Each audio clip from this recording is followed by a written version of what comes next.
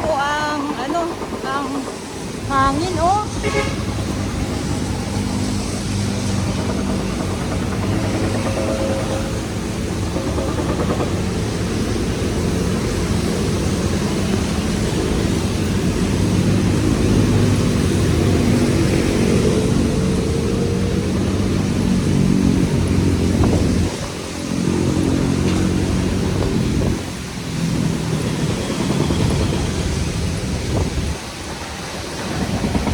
At dito sa kabilang side, yung Grand Boulevard Hotel, bagsak na pala yan.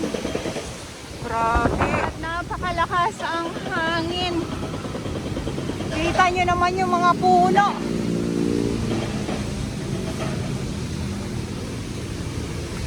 At dito nga po sa kabila ay yung Grand Boulevard Hotel ay bagsak na din po.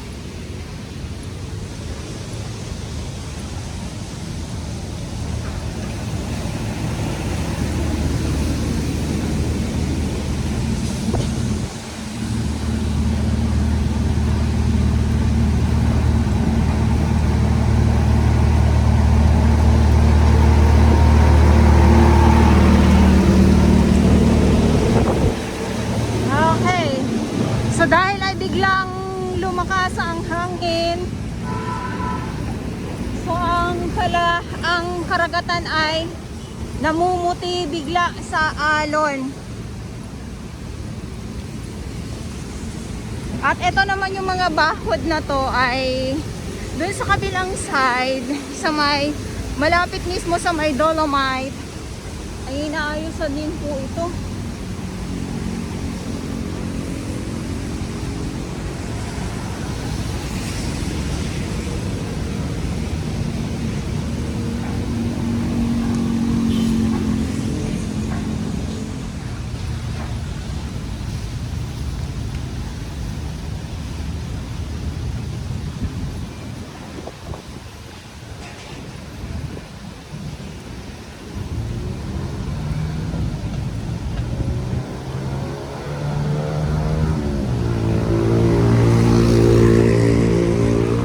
So nandito na tayo sa may Remedios.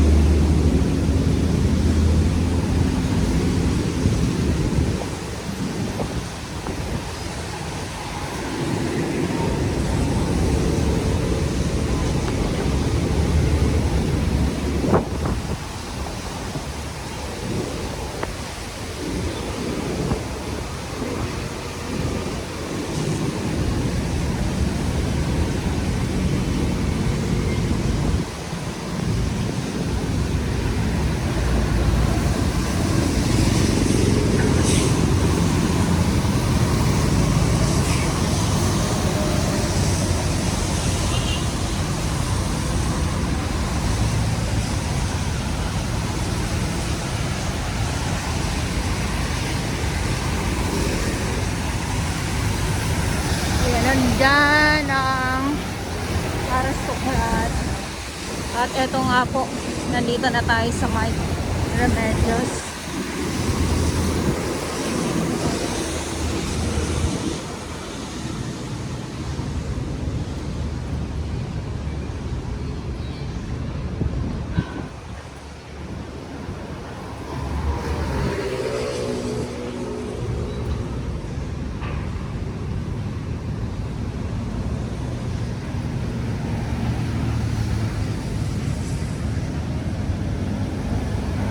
So dito sa may seawall, dito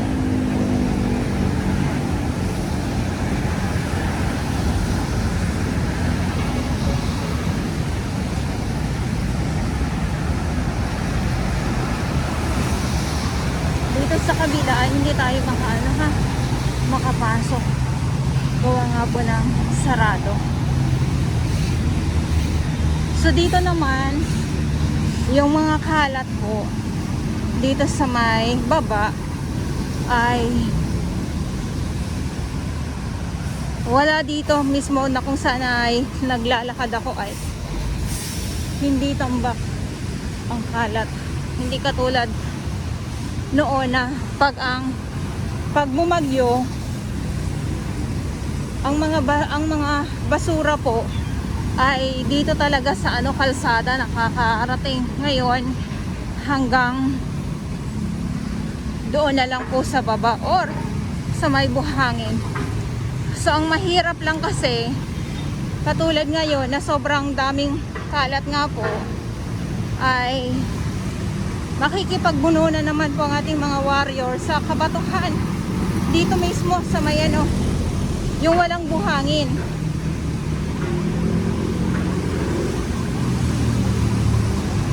Hindi katulad dito sa may Dolomite. Yan. So hindi masyadong mahihirapan, hindi makikipagdukutan ang ating mga warriors. Minsan hindi mo alam kung ano yung dinudukot mo na o kinukuha mo sa ilalim ng kabatuhan, di ba?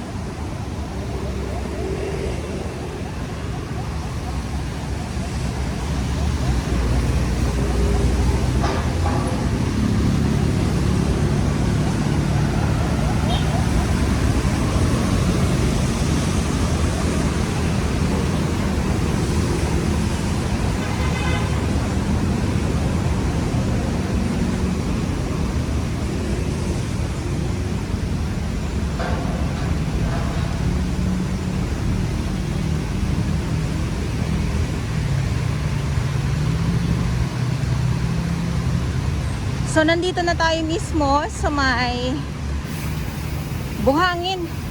Ito yung Grayson.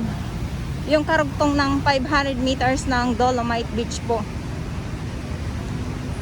Siyempre hindi pa po tayo makapasok yan na nandito tayo sa labas. Doon tayo sa may entrance.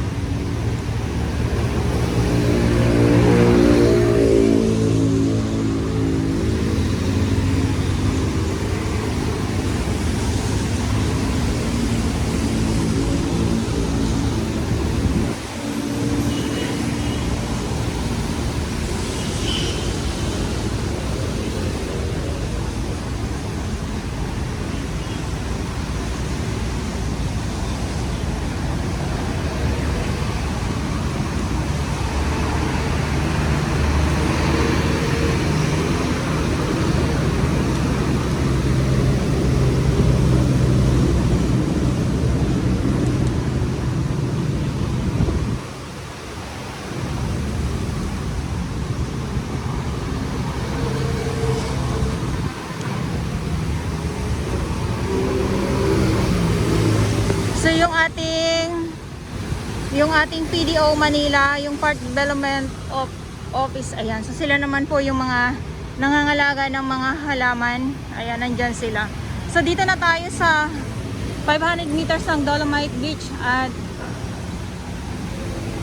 pasok tayo dito sa loob.